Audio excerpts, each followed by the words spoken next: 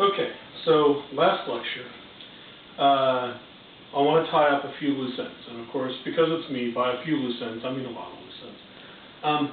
So let's go ahead and start with a few things. One, we were talking about Fraunhofer. Remember, he's the guy who noticed that the spectra coming off of the sun contain those sodium lines. Well, the one little detail I didn't give you in that story, because it kind of obscures the point until this time in the semester, is that those sodium D lines were not exactly where they were supposed to be. They were slightly shifted. This slight shift was due to the fact that the sun is moving relative to the Earth, and in fact all things in space are redshifted. All things in space are moving away from everything else. And so when hydrogen lines, when all those lines are observed in different stars, there's this shift, Doppler shift, like the change of pitch in a police siren, the difference between when it's headed toward you, blue shifted, and when it's headed away from you, red shifted. It's a longer wavelength. That's apparent in all the light in the universe. And so that's one detail. Second detail is something called Heisenberg's uncertainty principle.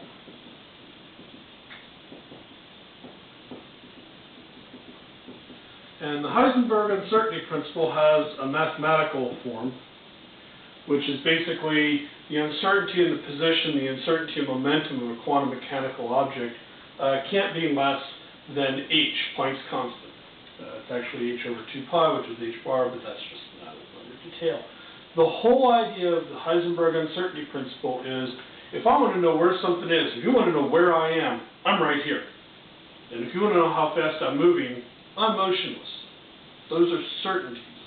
Well, the Heisenberg uncertainty principle is this weird thing in quantum mechanics that light striking something like an electron changes the electron state, and that's because the energy in light and the momentum in light, remember h equals lambda p, the momentum in light and the energy in light are such that if I go around with a flashlight, where's the electron, and I see the electron, the light hitting the electron immediately sends the electron headed off somewhere else. And because of momentum conservation, you know that's wrong.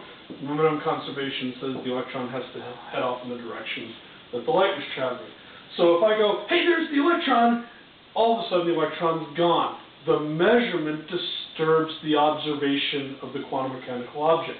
And so Heisenberg's uncertainty principle is really the basis of all this quantum mechanics that we were talking about last week, of you can't know anything to absolute certainty because the observation of the object affects its state or changes the observation. Once you make the observation, you've changed the observation. Okay, so that's Heisenberg's uncertainty principle. And this is the thing that formulates Einstein's famous quote that even though Einstein contributed to quantum mechanics, he didn't like quantum mechanics. He found it ultimately unsatisfying, and he had this famous quote, "God doesn't play dice with the universe," and it was basically his reaction to Heisenberg's uncertainty principle, that you can only talk about what's going on in the universe probably, or in terms of a statistical chance of something occurring. Okay, so that's one thing we want to do, and you can pause this right now to just kind of copy it down. I'm going to do that several times during the lecture today because there's a bunch of little different pieces, and I'll stop. And if I don't stop, you can just pause the video and be able to copy it down. So this is Heisenberg's uncertainty principle. Okay. So now another minor detail.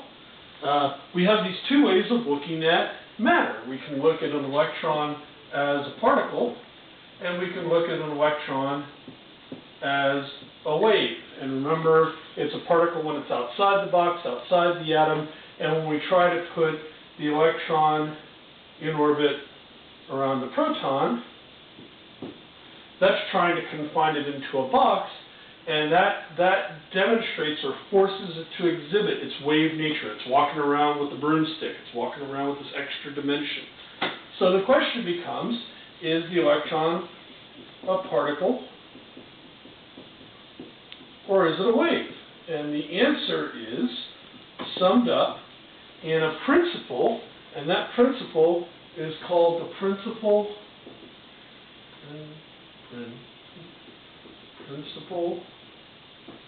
of complementarity. And the principle of complementarity simply says, if you're doing something that looks at the particle nature of a particle, you see the particle nature. If you do something that elicits the wave nature or measures the wave nature, you measure it as a wave. So complementarity is these two pictures aren't in conflict. If I go to measure the mass of an electron, I measure its mass. If I go to measure the wavelength of an electron, I measure its wavelength property. That's what the principle of complementarity says. If I look at it as a wave, I see its wave property. If I look at it as a particle, I see its particle property. It's a way of reconciling these two potentially competitive pictures. And so you can pause it and copy the word complementarity down there. Okay, so that's that minor detail. Now the next one. And this is the one that's really going to be our, let me set the break, really going to be our issue today. Set the other break. The board is, I don't know, I don't want to mess with that one because I'm going to have to turn the board around in a minute. Okay, so now, how are all these measurements made, and what does it have to do with gravity that we talked about earlier in the semester? I think I showed you pictures. If I did not, apologize. That we talked about this measurement of gravity waves. These two observatories, one's in Louisiana, one's in Washington State, and they detect gravity waves. They've actually detected the collisions of black holes in the universe. And how these detectors work is they're basically based upon an experiment that was done in the early 20th century called the Michelson-Morley experiment. And the Michelson-Morley experiment works like this. I'm going to make an observation. And what I'm going to make an observation of is a light source. And that light source is going to put out a beam of light, and it's going to hit. I've got to make sure I got this the right way, otherwise the drawing doesn't work. Yeah, here we go. It's going to hit, no, I think I had it right the first time. Let's see. Either reflects, no, it's got to, yeah, it's got to reflect. There we go. So, half-silvered mirror. And so a half-silvered mirror, if you've ever watched cop shows, or the Batman movies, and you see the person being held in interrogation, and they can't see the people behind the mirror because it's not really a mirror, it's a window. That's how you accomplish that, is a half-silvered mirror. The half-silvered mirror reflects 50% of the light, and it transmits 50% of the light. So how I'm going to demonstrate that here is with two different colors. It's going to transmit half the light, and it's going to reflect half the light. Okay, and so that light is then going to hit a couple of mirrors, one up here, one over here, and the point is that this distance and this distance can be changed slightly. So this one's on a small screw or a small platform that you can move the distance. So this one's L and this one's L plus delta L. You can slightly alter the distance. Okay, and so what happens is that this light goes out here and it bounces off of the fully silvered mirror and back to the half-silvered mirror. And this light reflects off of the fully silvered mirror and back to the half-silvered mirror. And then when each of these light rays hit the half-silvered mirror, half of it gets transmitted, so that'll be this beam, and half of it gets reflected, and that'll be this beam. And so we have two beams of light headed to the eye that, if we exactly match the lengths of the two arms, those bits of light should be in phase. And remember, in phase adds, out of phase destructively interferes. So if it's in phase, then you get a bright line, and if you put them out of phase, you get a dark line. Okay, so why are we talking about this experiment? Well, you probably wondered, how do you measure the speed of light? Well, this is one way of measuring the speed of light. There's another more famous experiment. This is the one I want to talk about because this one demonstrated that there was a problem. And here's the problem. This whole thing is sitting on the Earth. And remember, we've talked about relative motion. If you're in a car and you have a tennis ball on the dashboard of the car, inside the car you see the tennis ball as being at rest relative to you. And someone outside the car would see the tennis ball in the frame of reference, which means if you're going 35 miles an hour, they see a tennis ball that's going 35 miles an hour. Which person's right?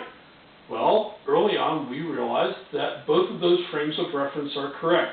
And now we've got to wrestle with the problem. What's the problem? We're trying to measure the speed of light. We're trying to measure the speed of light of an apparatus sitting on the Earth. Well, what's the speed of the Earth? Well, there's several correct answers you could give. One correct answer is it's at rest, 0. But there's another correct answer. The Earth is rotating 2 pi over 24 hours. And that's a correct answer. It's the rotational speed of the Earth. There's a third correct answer. It's 2 pi over 1 year. It's the orbital speed of the Earth around the Sun. So 3 different answers. Let's test to see which one is correct by doing this measurement and trying to measure the speed of the Earth by orienting this experiment, the Michelson-Morley experiment. Morley experiment, relative to the direction the Earth is moving. And here's where it gets freaky. When this experiment is done and the lengths of the 2 arms are equal, you get a bright line, which means the light is covering the same distance in the same amount of time in both directions. Well, maybe we just got the experiment oriented the wrong way. So you put this thing on a table and you rotate it 360 degrees. Now, the sensitivity of this experiment is really sensitive. I mean, you can measure the wavelength of light with this experiment and see the interference pattern. So it has more than enough sensitivity to pick out the potential speed of the Earth orbiting on its axis or orbiting around the Sun. And yet this experiment is repeated over and over and over again and gives what's called a null result. It never measures the speed of the Earth. So it always measures C to be C, not C plus or minus the rotation of the Earth, or C plus or minus the orbital speed of the Earth around the Sun. This experiment for a long time was seen as the failure in modern physics, and we've seen this before a couple of times. People who get to a result and they don't know what to do with it. We saw this with Kepler, we saw this with magnetism, now we see it a third time in modern physics. And the resolution of this was basically culminated in something that Einstein did. And remember, I told you last week Einstein was off worried about something else, which is, how do you account for light in gravitation if light doesn't have mass to be worked on by Newton's law of gravity? So what Einstein did to start down this rabbit trail is he asserted what he knew. So this is like Kepler, this is like Galileo, this is like everybody. Yet you assert what you know. Even if you don't understand it, you assert what you know in the best way that you can. And so I'm going to turn this around. I wrote this better for you nicely. One little more joke for you at the end of the semester. Remember, how many laws did Kepler have? 3. How many laws did Newton have? 3. How many laws were there for thermodynamics? There were 3. Oh, well, actually there were 4 because we started counting at 0 because we needed to find a thermometer. So we want to get back to the 3 average. It's a joke. There was really no motivation to get back to an average of 3. But for those of you bothered by the fact that there were 4 thermodynamics laws, we're going to get back to an average of 3 because Einstein only made up 2 postulates. And this culminates the 2 things he absolutely knew from the Michelson-Morley experiment. Postulate 1, and you can freeze this to copy this. Postulate 1. all laws of nature are the same in all uniformly moving frames of reference. And what do we mean by uniformly? Non-accelerating. There's a word, inertial, non-inertial, and everybody always gets confused about which one's the right one. So I'm just going to write this down for you in terms of uniformly. If you're in a frame moving at constant speed, the laws of nature, laws of physics, are the same in all those frames. So, if the ball's at rest on the dashboard of the car, and the car's doing 35 miles an hour down the street in a straight line, then you can say, well, the ball's at rest in the frame of motion, or the ball's at rest at 0. And those two observations are reconcilable by an observation of one frame moving relative to the other. But what happens when the car goes around the corner? Well, and please don't try this particularly right now because we're all supposed to be home, but sometime later, if you go around a curve, the ball will roll from one side to the other of the dashboard. And what's that showing you is that the ball, because it's moving at a constant speed in a straight line, wants to continue that. That's inertia. And when the car goes around the corner, there has to be a centripetal force, changing my direction, going around the corner, and the ball says, no, I want to keep going in a straight line. So the ball looks like there's a magic force that's pushing it in the opposite direction. So that's what postulate 1 says. All laws of nature are the same in all uniformly moving frames of reference.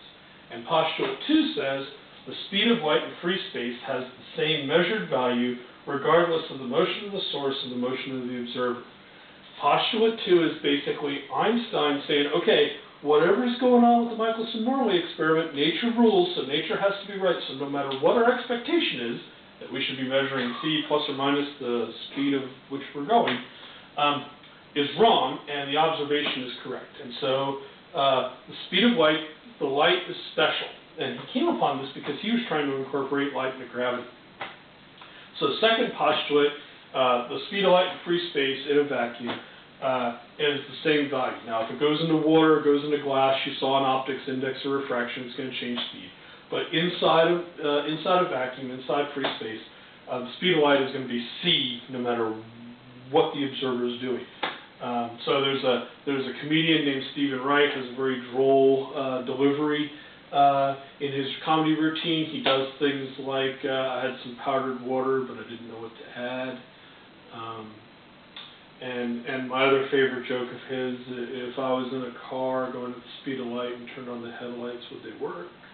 And Einstein says, yes, they would, and you'd see the light go relative to the car at the speed of light. And in fact, Einstein would also say you can't ever actually get the car to go the speed of light, and here's why. If I'm at rest and I want to start moving, I've got to start pushing. And when I push to go faster, I have to push faster than I'm going to go faster. That's just the definition of acceleration. And so if light is the only thing that can go the speed of light, you're never going to get a vehicle, sorry Star Wars fans and Star Trek fans, you're never going to get a vehicle to go faster than the speed of light because nothing can move faster than the speed of light. In other words, and another way of putting this is the speed of light is the speed limit for the universe. Okay, so now we want to talk about the consequences of Einstein's two postulates, and that's going to get us to special relativity. So hopefully you've seen the movie Interstellar. If you haven't, that's okay. Watch it sometime. The physics in that movie is Einstein physics. They made a movie with Einstein's physics in it, and now we want to talk about that.